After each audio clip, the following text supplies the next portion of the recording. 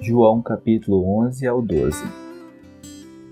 Encontramos nestes capítulos o registro de Lázaro sendo ressuscitado dentre os mortos e depois sentado em um círculo de comunhão com outros da mesma fé e que tinham seu foco no Senhor. Lázaro saiu da esfera da morte para uma esfera de verdadeira vida. 1 Timóteo capítulo 6, verso 19, versão Ara.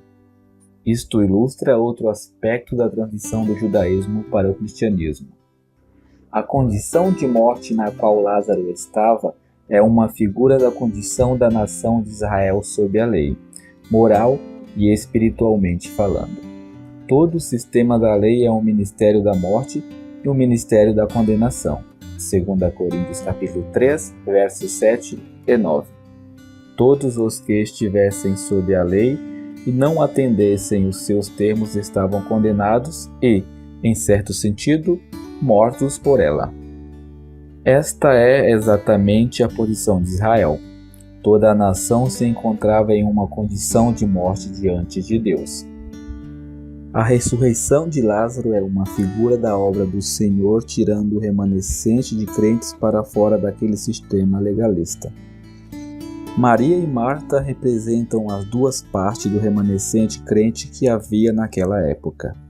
Maria aguardava em expectativa pela vinda do Senhor. João capítulo 11, verso 20.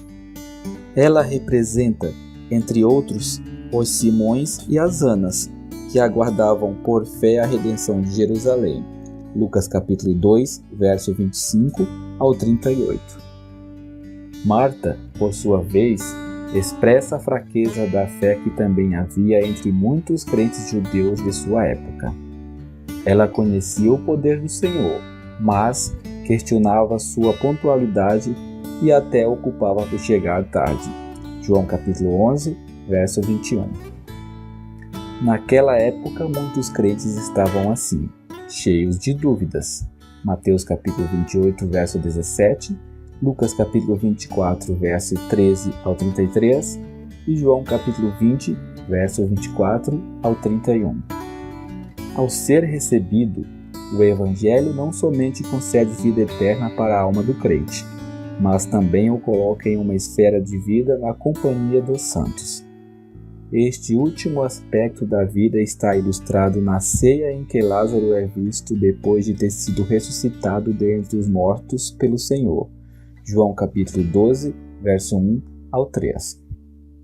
Ele desfrutava de feliz comunhão na ceia com Maria, Marta e os discípulos, tendo o Senhor no meio deles. Lázaro não apenas recebeu vida em sua alma, mas foi também introduzido em uma esfera de vida entre crentes, o que é uma figura da comunhão cristã à mesa do Senhor. 1 Coríntios capítulo 10, verso 16 e 17. Todavia, Lázaro não saiu diretamente da sepultura para a ceia em Betânia. Quando ele saiu da sepultura, ele estava com as mãos e os pés ligados com faixas, e o seu rosto envolto num lenço, e precisava ser solto. Isto nos fala das amarras dos princípios legalistas do judaísmo que restringem o crente. Atos capítulo 15, verso 10 e Gálatas capítulo 4, verso 24 e 25.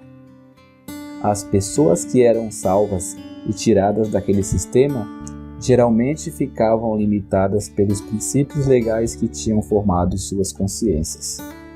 Elas costumavam carregar para o círculo da comunhão cristã suas mortalhas, que eram os princípios e práticas legalistas do judaísmo. Atos capítulo 10, verso 9 ao 16, Romanos capítulo 14, verso 1 ao 6 e Gálatas capítulo 2, verso 11 ao 14. O Senhor ordenou: desatai-o e deixai-o ir. João capítulo 11, verso 40. Isto nos fala da obra que o Senhor deu para os seus servos fazerem, particularmente os apóstolos, nos primeiros dias do cristianismo. O ministério deles para com aqueles no judaísmo que eram salvos por meio da pregação do Evangelho tinha o objetivo de libertá-los das amarras daquela religião terrena. As epístolas judaico-cristãs, Hebreus, Tiago e 1 e 2 Pedro, são um exemplo desse ministério. Aqueles escritores do Novo Testamento trabalharam para libertar os crentes judeus das mortalhas do judaísmo e estabelecê-los na liberdade cristã. Em meio aos eventos relacionados a Lázaro sendo ressuscitado, vemos que Caifás, o sumo sacerdote daquele ano, sem perceber, profetizou que Jesus devia morrer pela nação. João capítulo 11, verso 47 ao 54. Ele sugeriu ao conselho que deviam matar o Senhor Jesus, um homem justo, a fim de preservar, se possível, a posição daquela nação na terra sob o domínio dos romanos. Parafraseando o que disse, se este movimento de pessoas seguindo o Senhor Jesus continuar, haverá uma revolução na terra e os romanos virão e nos matarão a todos.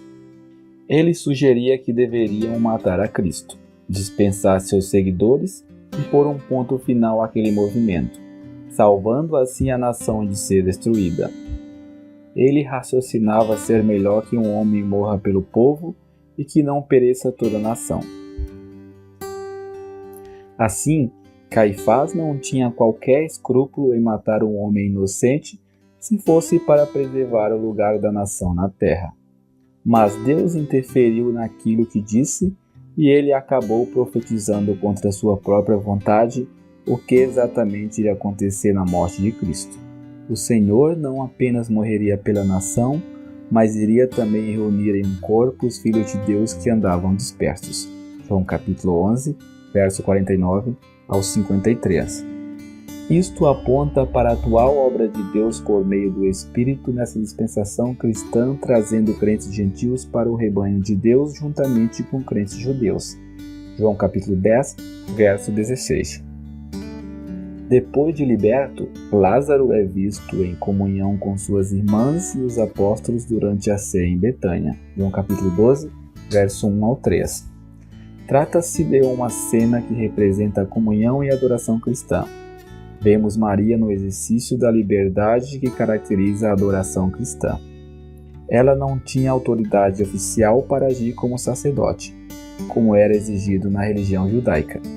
Todavia, aproxima-se livremente do Senhor com seu arratel de unguento de nardo puro, de muito preço, o que nos fala da adoração. Ela foi criticada por ter derramado unguento sobre o Senhor. É triste ter de reconhecer que aqueles que, a exemplo de Maria, agirem na liberdade do Espírito na adoração cristã, serão criticados por aqueles cuja mentalidade foi formada pela ordem judaica. João capítulo 12, verso 4 a 8. Além disso, os principais sacerdotes decidiram matar Lázaro, depois de este ter sido ressuscitado dentre os mortos. João capítulo 12, verso 10. Isto demonstra que haverá perseguição contra aqueles que foram libertos das cadeias do judaísmo e caminham na liberdade do cristianismo.